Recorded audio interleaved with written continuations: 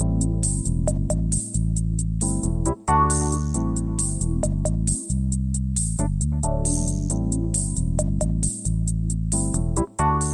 listening to the After the Show Movie Podcast from ascully.com, your weekly look at movies, video games, and more, brought to you by your hosts, A. Scully and Cidtalk. We're addicted to movies. Are you?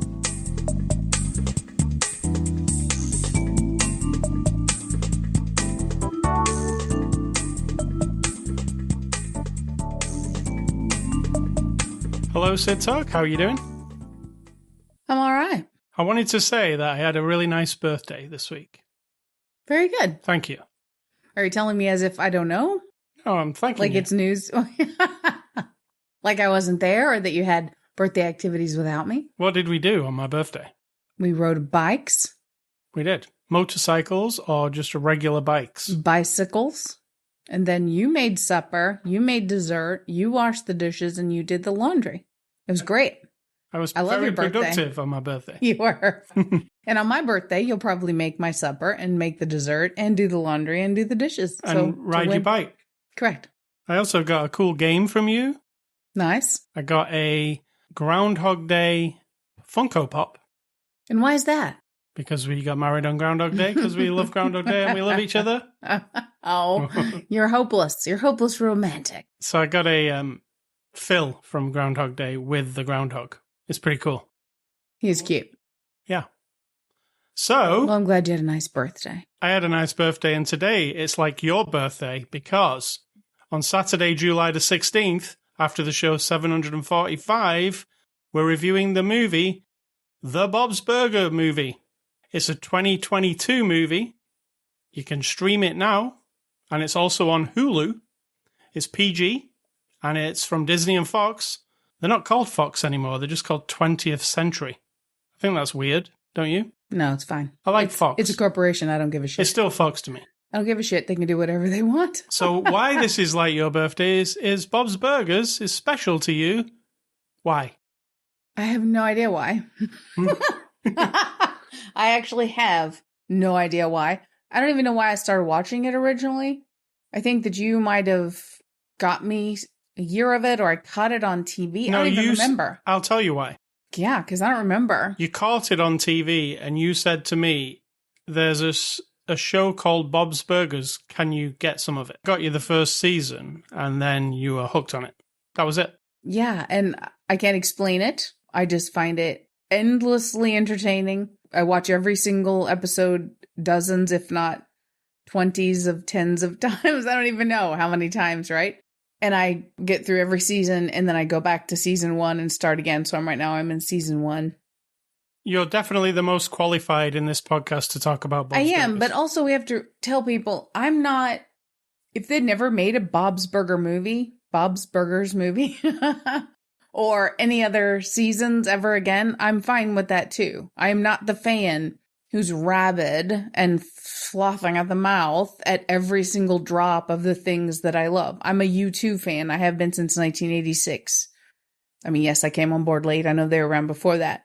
Joshua Tree, 86, 87. Poser. Hooked me. Yeah, I'm kind of a poser fan because that's it for me. I'm locked in. I'm an AC/DC fan, but I don't know every song and every word. But I'll tell you what, you come on the radio, you turn it on, show it to me, I'll click on it, listen to it. I'm 100% devoted in that moment, right? It is my thing. Bob's Burgers is like that. I try. Sometimes I'm watching an episode and I'm laughing.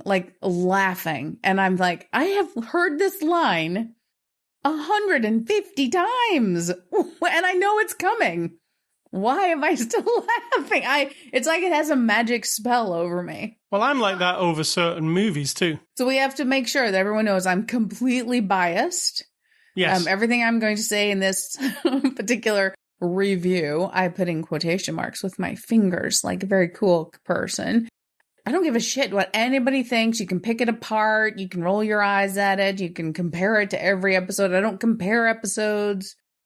It just is what it is. It's pure, unadulterated joy for me. And so every single thing that's going to come out of my mouth will reflect that. So if you don't like me being honest about my feelings and you think it's just not being honest about some movie, well, I don't care. And where I'm coming from is you're a fan of Bob's Burgers. You watch it a lot. It's on a lot, including when we're falling asleep. Every single night. So I feel like it goes in my mind anyway. And I haven't watched all 12 seasons like you have, but I feel like I have. Because there are often things that happen and I go, you start to explain the backstory of what it was. And I say, oh yeah, I've seen that one. Yeah, I know what you're talking about. You know what I'm saying? I know who Mort is. Yeah. So I do know peripherally. I'm not like a huge super fan like. And I'm not a super fan because that implies that you No, I'm not saying me. you are. Yeah. I'm saying I'm not like, I'm the biggest fan of Star Wars, but I can't tell you everything about it. Right, and that you're also the type of person who wants more of everything. More. It's like you're greedy for it. You can't get enough of it. I'm not that fan. You can cut it off at any time. You know why? Because I'm making zero effort in this relationship with these people who have created it and put it out in the world. They are the artists. They are the people, the moneymakers, the corporation, whatever you want to consider them. But if they stopped today and it got canceled, I'd be like, awesome. I have what I have. It's precious, and that's good enough for me. All right, so let's get on to the Bob's Burgers movie. Oh, yeah, there's like a whole movie to talk about. What did you think of the Bob's Burgers movie? I didn't think any different about it than any other episode. I just went along for the ride, and I laughed, and I cried. Yes, I cried. You cried at this one? I did. Where? Well, are we going to do spoilers?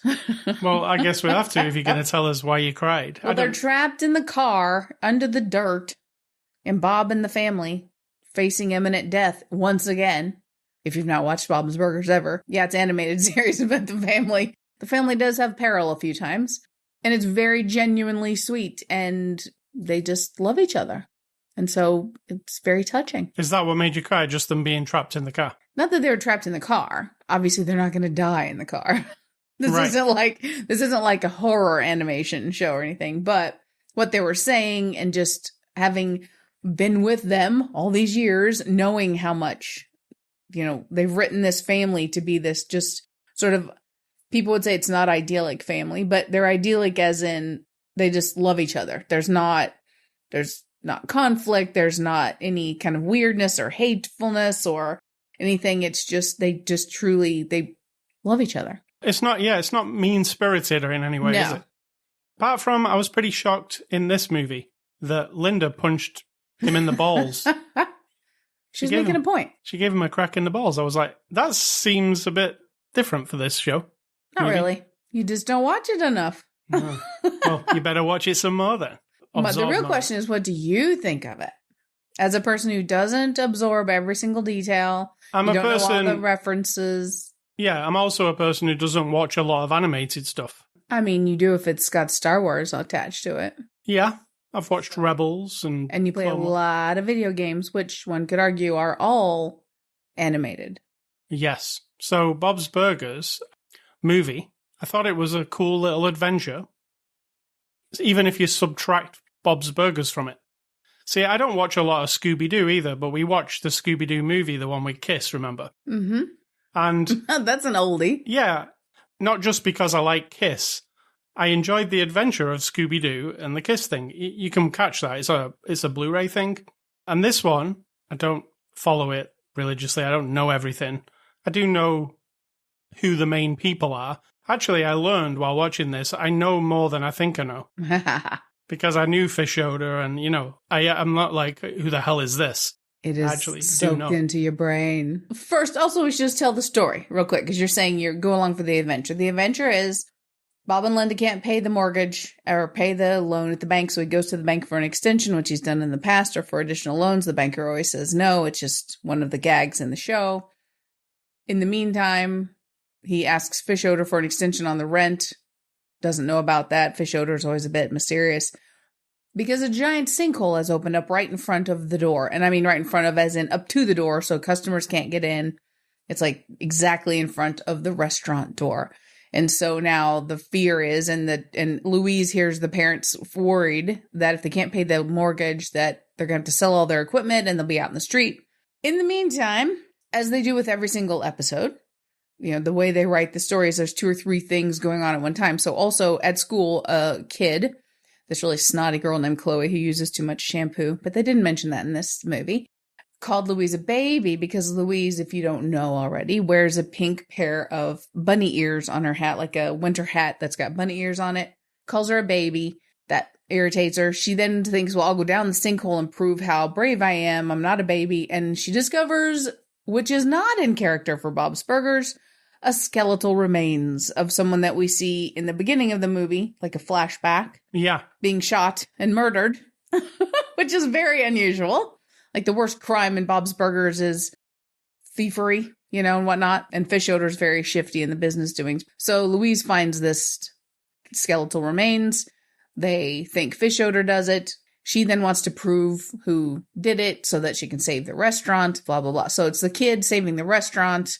And then they go on the thing to figure out who actually murdered the person and getting the sinkhole fixed and proving to Chloe, who's a bitch at school, that she's not a baby.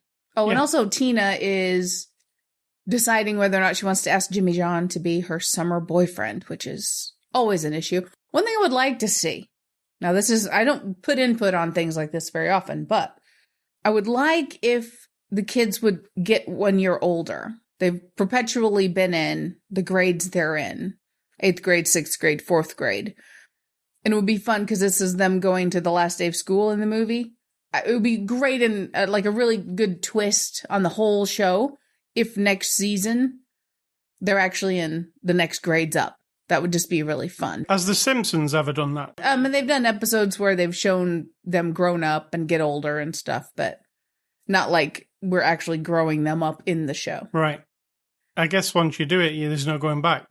Right, but they've already been this age this whole time. That's so 12. 1 extra year would not, I think that would just be kind of fun. But I am not friends with Bouchard, so there you go. So this is an adventure, but it doesn't really take them very far, just to the end of the road.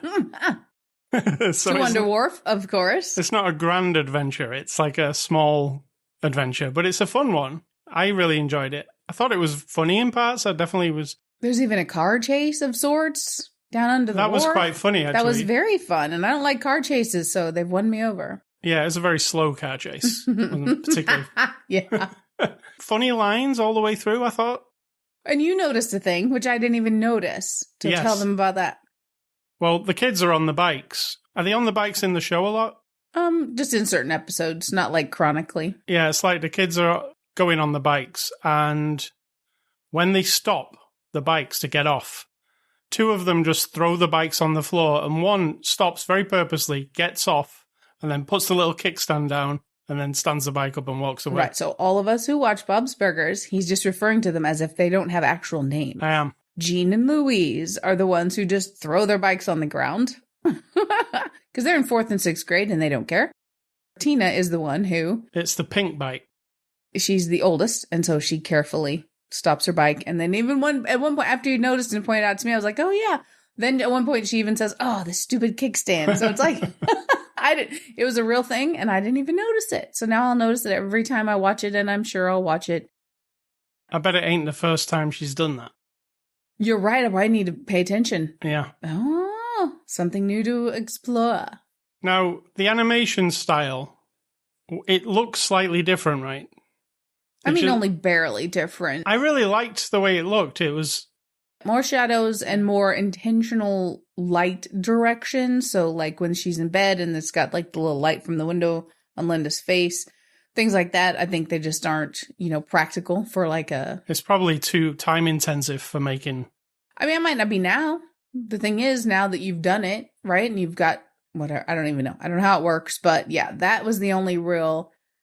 It's not 3D or anything. It's just got a little bit added detail. And he pointed out, and I noticed it, that the lines of the animation, like the black lines that outline all the shapes and everything, because it's pretty basic animation, drawings, really. When you look at it, if you freeze it and look at it, it just looks like a cartoon drawing. They've thinned the lines, and so it does... But I don't even feel like it's that big of a deal. I'm not in it for the appearance. I thought it just looked... pretty stunning at points. I was like, wow, this animation's very good. It's 2D animation, what we're talking about. Mm-hmm. It's not computer animation like in it's 2D, it's drawn, sketched. And I saw somebody the other day saying that somebody said on Twitter, an animation person said that Bob's Burgers movie should definitely get an Oscar because whoever does 2D animation like that these days is like, it's so time consuming to do that he couldn't believe that somebody would do it. I bet it actually isn't, because it's going to be a process that the companies who do it have already figured out how to streamline the workflow.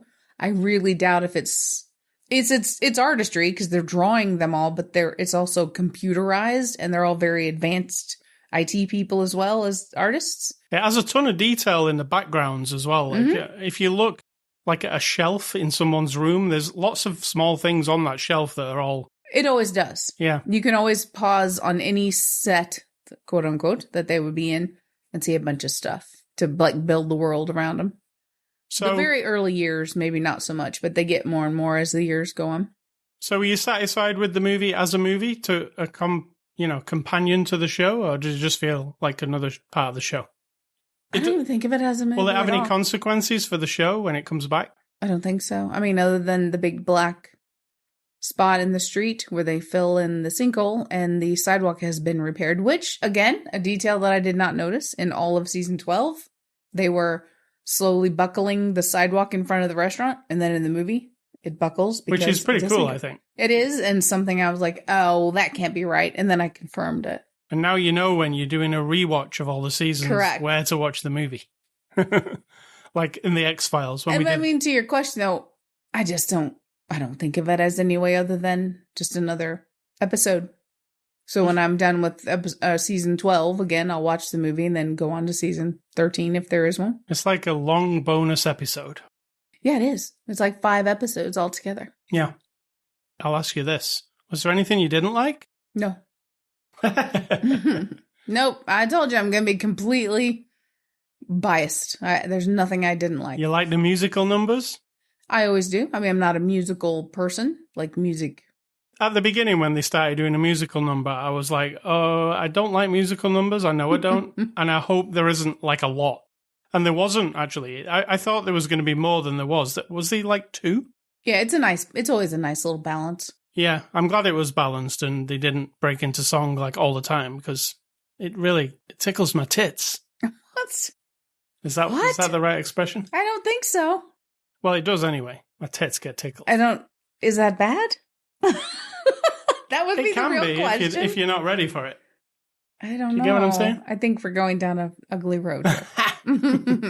All right, then. It tickles my burgers. Nice.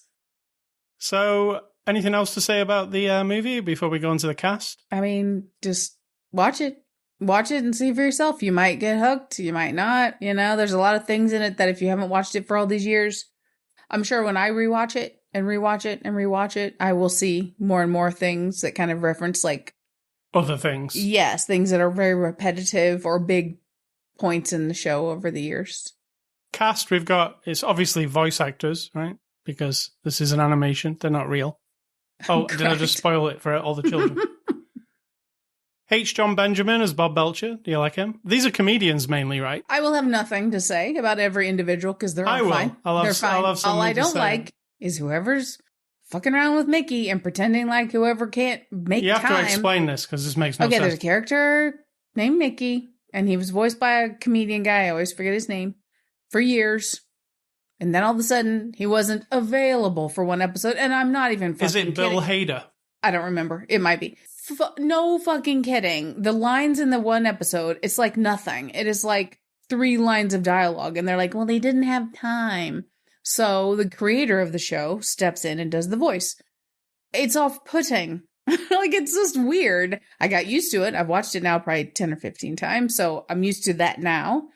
But then I'm like, well, for the movie, surely, whoever this famous person is, has 10 minutes to fucking go on a microphone at his house, which is what everyone else did, by the way. This isn't like everyone had to come to the studio because we saw the making of, right? They're all at home recording their lines. Maybe it's something you don't know about, though. Maybe he's fell out with them or... I don't care. Contractual. I don't care. They keep lying about it then because it breaks the thing. My thing would be just don't have that character talking then. Like you've shut Jimmy Pesto up. because the guy who voiced Jimmy Pesto was involved in the January 6th thing, apparently. And so they fired him, and they just have him in the background. He just doesn't say anything. So it's just a little bit like, you have to really watch. So that was my only. Well, there you go. You did have something. I did have a thing. Yeah, one thing. Kristen Schaal plays Louise Belcher. Now, I've just started rewatching Flight of the Conchords this week. And that was the first time I ever saw her in anything. And that first episode where she's like their groupie. Flight of the Conchords is a HBO series. It's kind of wacky comedy. That some might say you love as much as I love Bob's Burgers. Yeah, I definitely know the episodes. Yes, you do. I can talk them along as they're going. And she's like this weird groupie that they're like a little band, and she loves them. And she is the fan that I'm not. And she is the fan. There is no other fans really of them. It's just her. She is hilarious every time she comes on the screen. Like, she's got a husband who whatever she does, she'll say, "Oh, my husband's all right with it. I'll be stalking you two for the next few weeks, and he'll be driving me around. And just ignore me if you see me. I'm just keeping an eye on you." You have to watch it to know why it's funny, because it doesn't sound very funny, but it is. And she is really funny as Louise, I think. Mm-hmm. And Louise seems to have the most personality to me, or backstory even in this movie, because they're really playing on her backstory, aren't they, of being, about her ears. Yeah. And now, is that a big revelation for as a fan, the whole thing about why she wears the ears? Yeah. I mean, revelation's a strong word, but I mean, you don't know that before. So that's a touching thing. It was very touching because Bob's mother in the show died when he was a kid. And so the hat originates with his memories of his mother, which we just never knew about. So that's... And you get to see very small Bob and his mother. Yeah. Which was cute. And then the other people, I'll just mention them. Dan Mintz, John Roberts, Eugene Merman. They're all comedians, stand-up comedians. I think they all do a good job with the voices. Mm-hmm. The humor's real dry, like a lot of it. Like Flight of the Conchords. True. Just sarcastic, very sarcastic. So you have to like that kind of thing. Lauren Bouchard and Bernard Derriman are the directors here. Lauren is the creator of this show. You can't really judge the directing of an animated movie, can you? I think you can. We just don't know what's involved. I feel like there's deciding. About 10,000 hands on this. On a project like but this. Someone has to be the person who has like the idea of, and it's the same as anything. Like, do we do what appears to be a flyover shot of the sinkhole, or a zooming in, or a pan shot, or do we have a 2 shot of the 2 people talking, or do we go to the side? I mean, I think it's all the same. You got to have cinematography. You got to have set decoration. You got to have art direction. You got to have direction. You know what I mean? Lighting. So I think the director is like the big boss and has like the full vision. So if they've watched 3 shots in a row and go, no, we don't want to go in from that angle, because over the years even they've made the effort, it appears to me, in a lot of episodes to kind of do different camera angles, we'll call them. So I think that does matter. It's not just a flat, constant, straight up utilitarian view of a bunch of animated characters talking. I think it was expertly animated for sure. I really liked how it looked. I always love it. And maybe part of why I'm in love with it is because I am an art person and I like lines, like drawing lines and cartoony lines. And so it sort of mesmerizes me to watch lines turn into like moving things that talk and do things. I'm sounding very basic here, but maybe that's part of it. So IMDb reviews, these are the people who gave this movie a 1 star out of 10. Did you get their numbers and addresses? Yes. So I can go visit them? Okay, so these are the people who didn't like this movie and what they have to say. Here we go. Let's hear it. First person says, "I love this show, but the movie isn't good in the least. Oh. It should have been a season-ending episode or something. There was nothing really that jumped out as truly humorous. It really made me sad. I was hoping it would be epic like the Simpsons movie, but it was awful." Awful. And the second guy says, "Enough with the musical. This show lost its luster after season 6, and even more, what the fuck with Jimmy Pesto? He's a beloved character and you can't find a replacement. You recast white voices with black characters. but can't find anybody for Jimmy. You blew it, Bobs. Grade F. That's a very politic. Yeah, what the? Seriously, people taking it a little bit hard there. And finally, this person says, save your money. I know I am going to have a lot of people disagree with me that I didn't like the movie, but I'm a huge Bob's Burgers fan. I was super excited to see it, but after seeing it, I was just disappointed. The movie was nothing like the TV show. My mom fell asleep throughout the movie. The songs were okay, the plotline was okay. I wish I'd have seen more characters that I love from the show. It's not worth your money or time. I'm so sorry I wasted mine. This is why I'm going to say it again. I'm going to repeat it for the rest of my life. I'm not the fan, other than the Mickey voice. I just have a thing about that, because it's really irritating. Also, I like Mickey's voice the way it was, but I digress. I don't want the same thing over and over and over. So if you take every single main character that you see throughout every other season and just stick them in there so they have a line or they make an appearance, then just watch the fucking show. Like, just go back and watch the episodes that highlight the characters that you want, right? If all of a sudden you said to them, oh, can you just please make it like, make sure that have a list of all the characters who need to appear on screen and they have to say their funny line or do their funny thing, please. Then that's it, right? It's dead. That's death for, I think, a show. You made a good point because you said it wasn't like epic, like that person wants it to be. It wasn't big. You said they didn't go out of outer space or anything. They didn't have anything outrageous beyond what we've seen. Which I liked that. Yes, in their world, other than finding a skeleton and that there's been a murder. That's the most extreme thing. I don't understand the more thing. Maybe I'm just old-fashioned about... Oh, is that old-fashioned? Because, like, if you watch Brady Bunch as a child, as I did, there's nothing more. You watch every episode and you're just enwrapped in it. It's the Brady Bunch, the next one is the next one, and then you're in a loop because God knows how many there really are, and you just watch them, and it's enough, right? I didn't give a shit about the Brady Bunch. I wasn't obsessed with the Brady Bunch. I'm just giving you an example of, like, things that, and then Star Trek. I am in love with Star Trek as well. You know this. Yes. But I don't need more. I don't need all the branches. I don't need all the extra. I will watch them. Don't get me wrong. I don't understand this being unsatisfied all of a sudden with what you have and just constantly demanding more. It's kind of vulgar. Let me give you the fourth person on the IMDb reviews. Oh, I thought we were done with the 1 stars. Who are these people? This person says, I'm never getting back these hours of my life. I love it. Not a single laugh. Nothing interesting. I'm glad I was watching it at home for free and eating pizza. The pizza put me in the mood for sleep. The only thing this movie could possibly be used for in a positive way. I mean, seriously. So that's the people who didn't like this movie. That's fair. Whatever. There are extras. Even on the streaming version, there are a lot of extras, including a director's commentary throughout the entire movie, if you want to listen to that.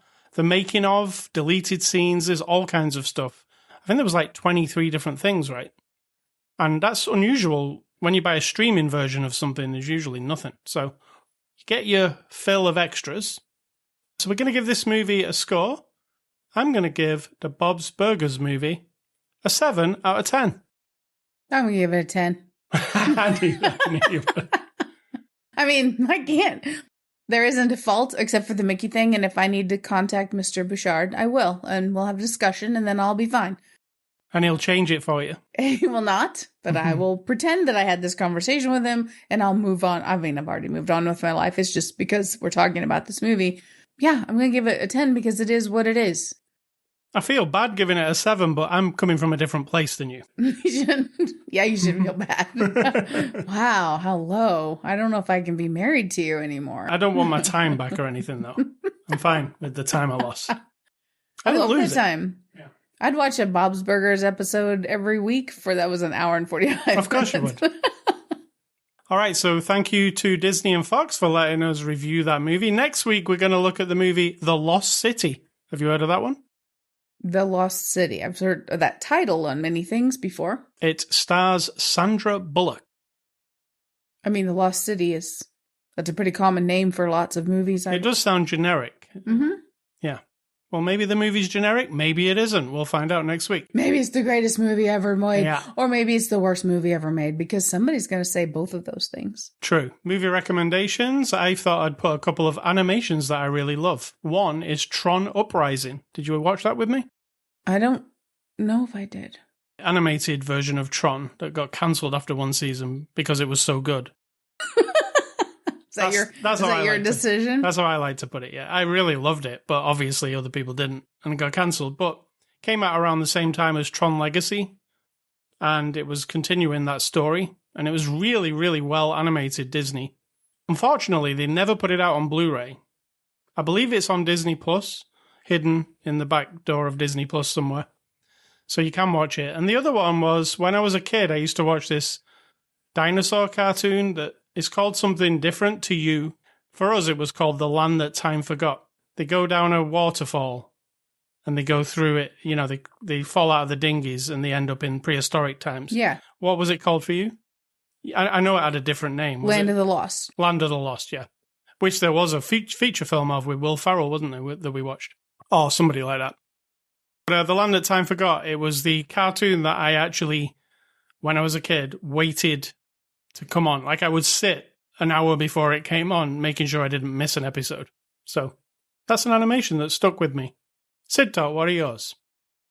Well, as I've been doing for the last whole year of 2022, going back to the 90s, good old 90s, which is longer ago than you want to believe, and just digging up all the movies I've ever seen that I've made a list of that I remember.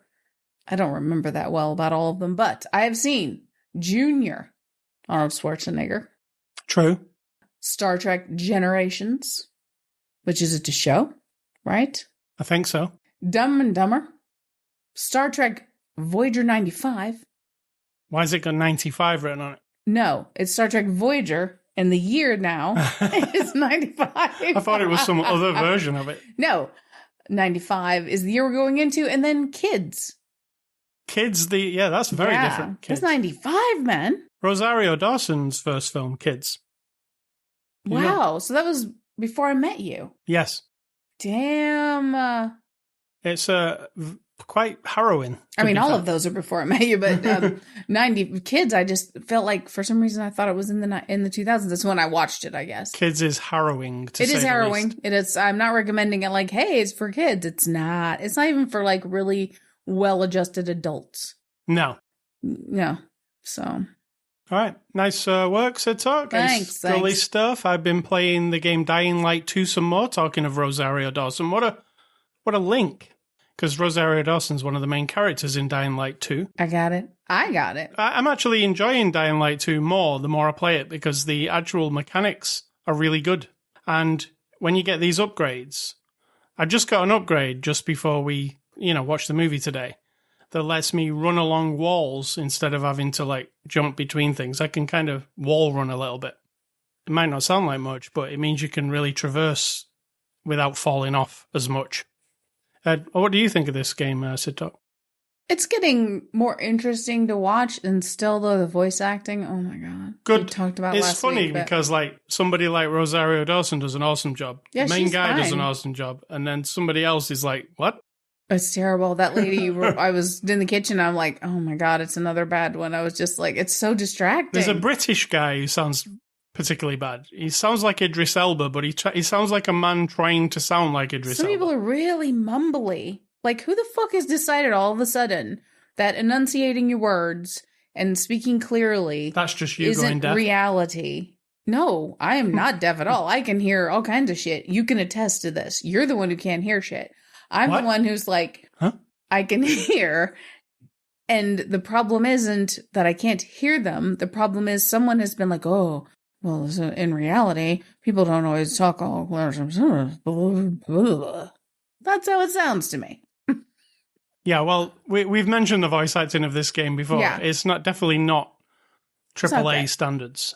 It's not The Last of Us, let's say. It's a mixture, which is very unsettling sometimes. You play like The Last of Us 2, like everything is immaculate. Everybody is perfect at what they do. I wouldn't say perfect, but that's I feel like they are. I think that's like a really high benchmark, For voice I acting. think perfect is a very strong word.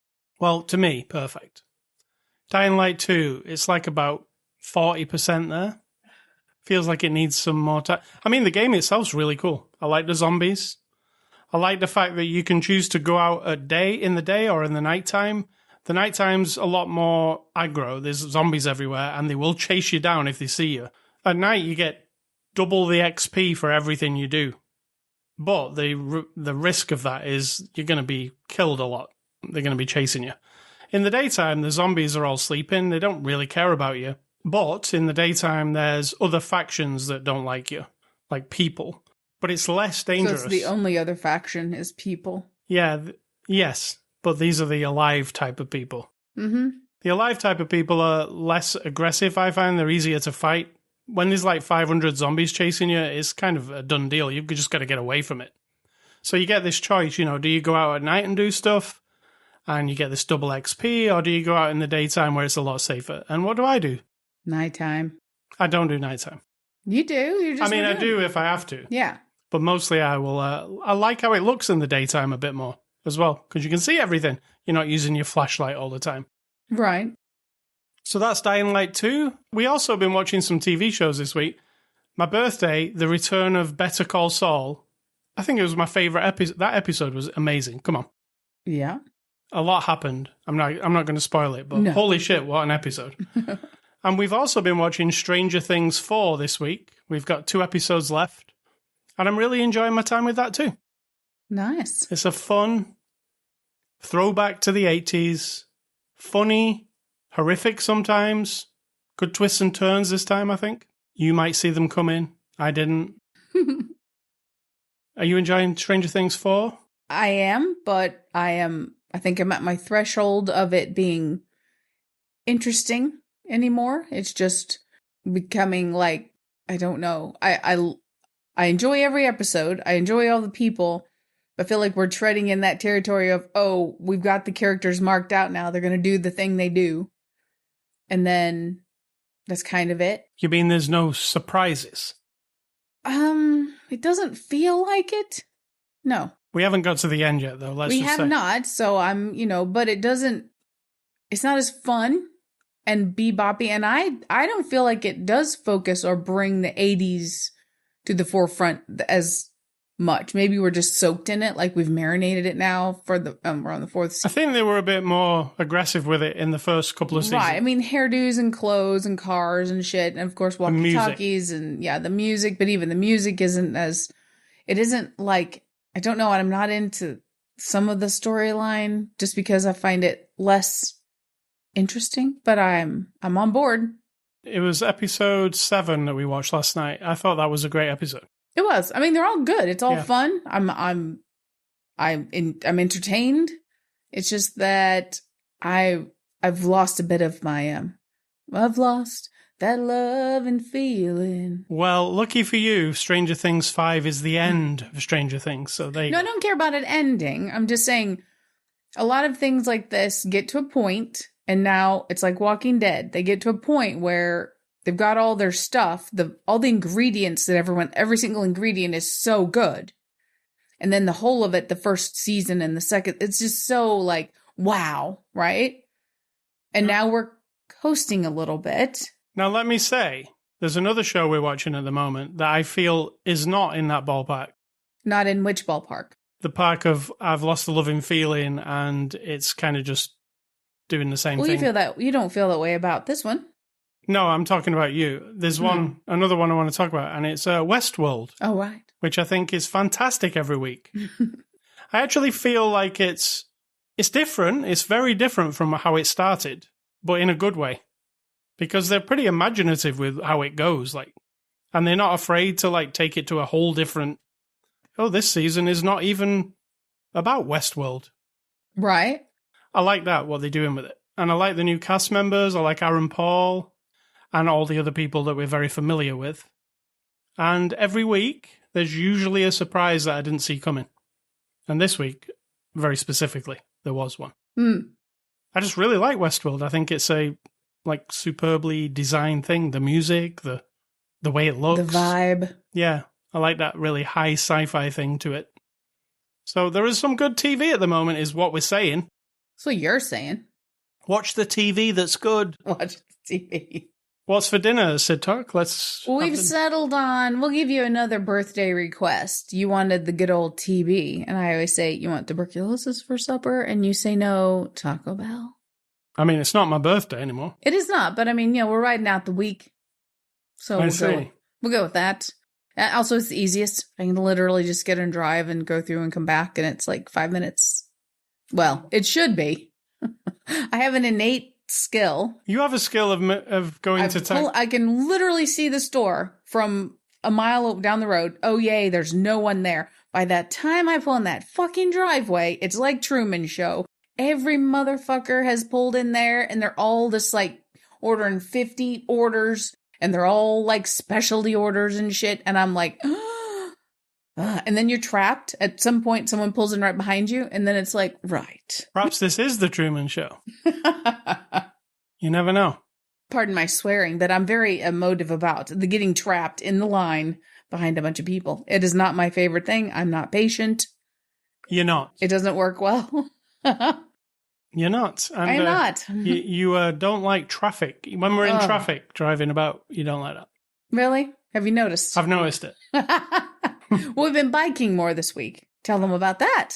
I don't know how far we've done in the week, but we've been cycling on the Katy Trail, which is a trail in Missouri. It goes across all the way from pretty much from Kansas City to St. Louis. It takes 266 miles or something. Yeah, but I feel like I've cycled 50 miles this week, maybe, altogether.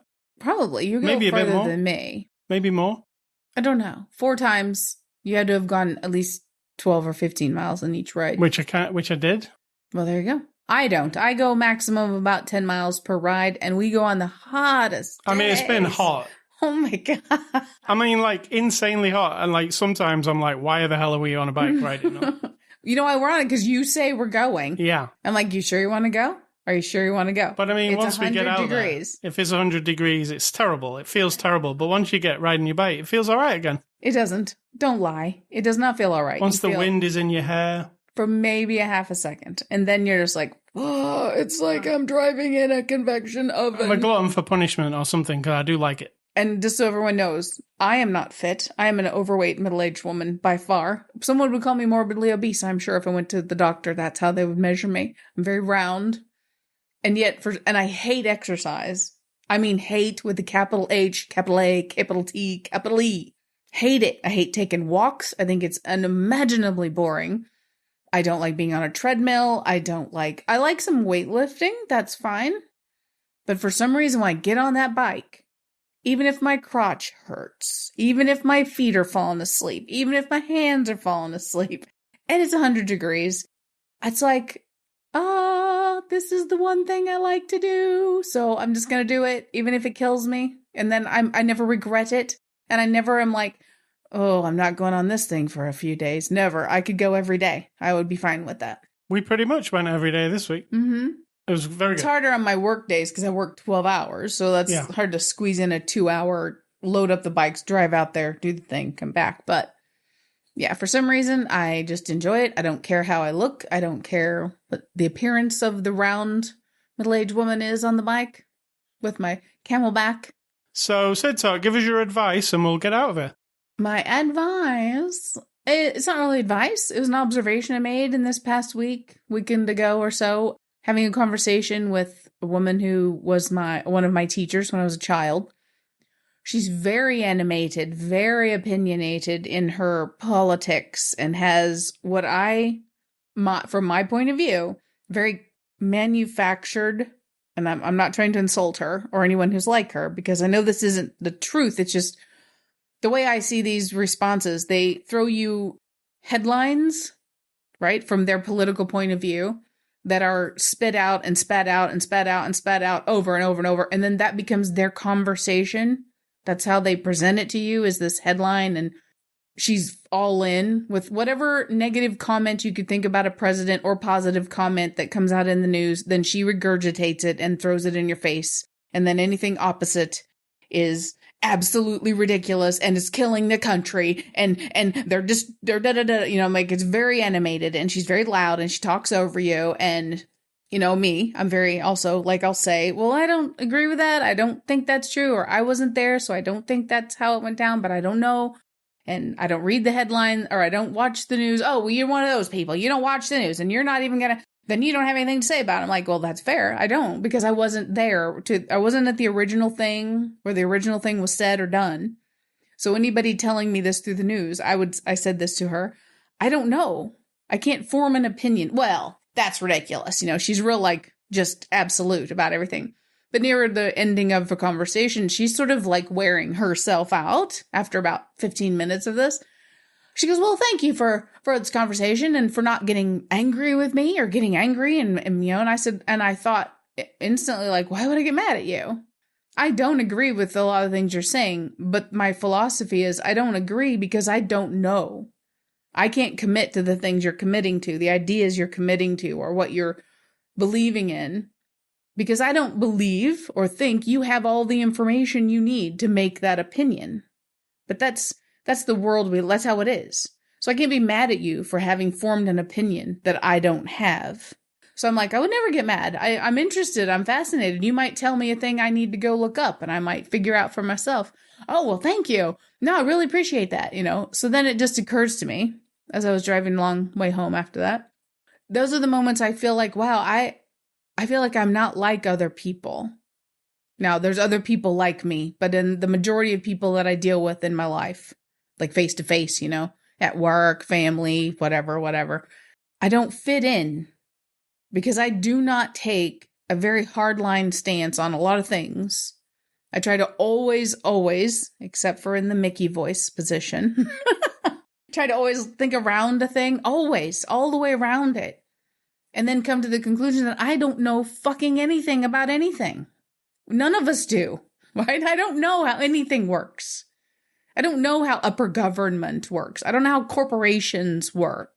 And so me forming an opinion based on a news story given by a person sitting at a thing that's been, what they're reading to you has been grinded through this mill of all kinds of different people deciding what's going to come out at the end of it, either for advertising purposes or to promote an idea or to form your opinion for you. I don't buy it. I don't buy into it at all. Like, I can't. Like, my brain, it won't process. And so those are the times I'm like, she's fully committed to these things. She's all in. Like, she believes what she's saying. I'm not like that. Like, I can't be like that. And I feel like that's abnormal. Like, that makes me a bit of an oddball. Do you agree? Agree. I'll have opinions on things. Don't get me wrong. I will have formed my conclusions about things. Also based on whatever information I have. But the majority of things in the world, I just don't. And I feel like that makes me a bit of an outsider sometimes. All right. That's not advice of any kind, but if you identify with me, there you go. Then there's two of us. So don't be an outsider. Listen to the podcast. No, do be an outsider, but also listen to the podcast. After the show on ascully.com, Twitter, Facebook, Instagram. We're on there. We're also on anchor.fm/after the show. We're on Spotify, iTunes, anywhere where podcasts are available. Email feedback to me, ascully@ascully.com. Don't email Cidtalk. Not even about Bob's Burgers. She doesn't want to hear anything. And finally, stay classy, the Belchers. Let's see some more from you, which we will soon in season 13. Absolutely. And I'm going to say, think for yourselves, because if you're not doing it, someone like an old teacher of yours might try to do it for you.